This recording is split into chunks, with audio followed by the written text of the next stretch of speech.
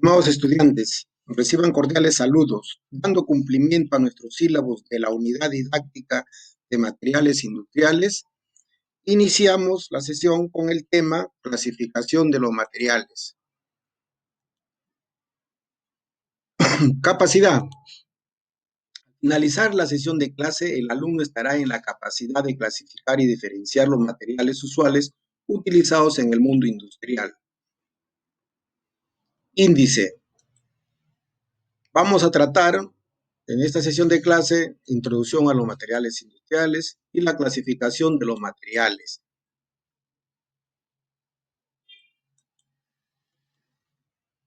Introducción a los materiales industriales. Los materiales industriales son básicamente compuestos químicos formados por elementos metálicos y no metálicos, óxidos, nitruros, carburos. Ejemplos de estos materiales son el acero, la arcilla, el cemento o el vidrio. A diferencia de los metales, son malísimos conductores. La considerable clasificación de los materiales industriales, la considerable experiencia actual de los metalurgistas, su habilidad para preparar aleaciones de exigencias muy precisas, así como dar consejos en cualquier fase de la producción, desde la fase inicial de diseño y selección de materiales, a través de los procesos de fabricación y manufactura, han hecho posible clasificar a los materiales industriales en 4 grupos, a saber, metálicos, cerámicos, poliméricos y compuestos. Los materiales metálicos, tenemos ferrosos y no ferrosos.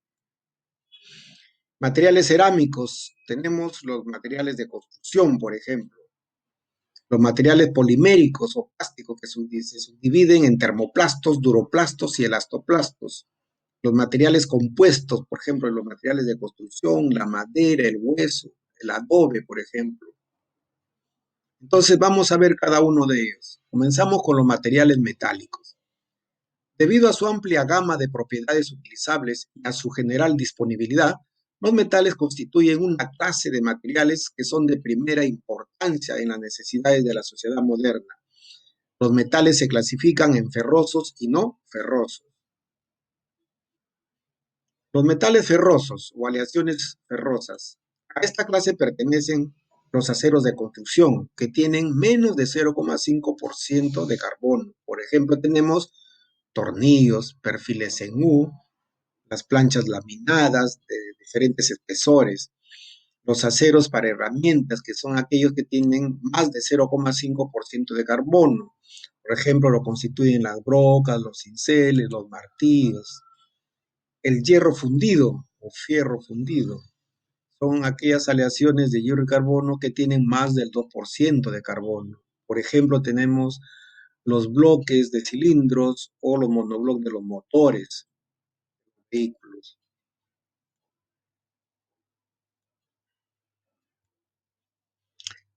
Los materiales metálicos no ferrosos o aleaciones no ferrosas se subdividen en metales pesados y metales ligeros.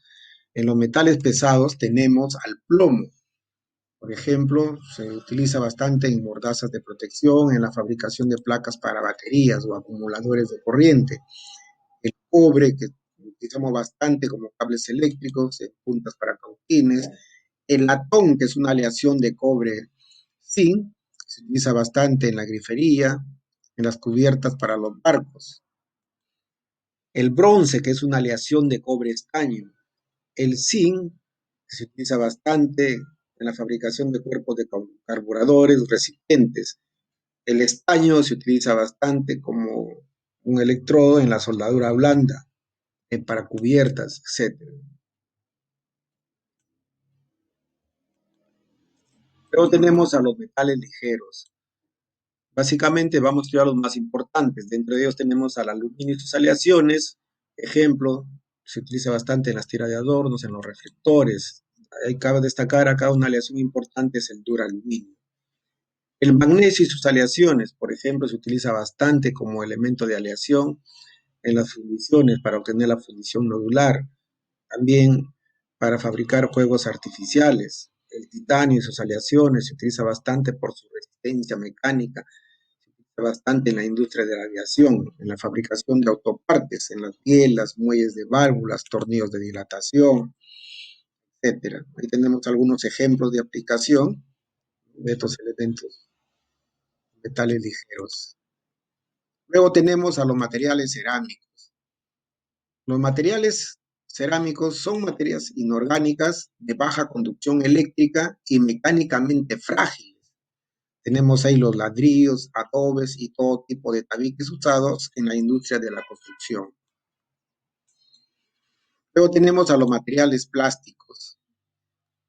Los plásticos son sustancias orgánicas de alto peso molecular, obtenidas ya sea sintéticamente o por transformación de sustancias naturales.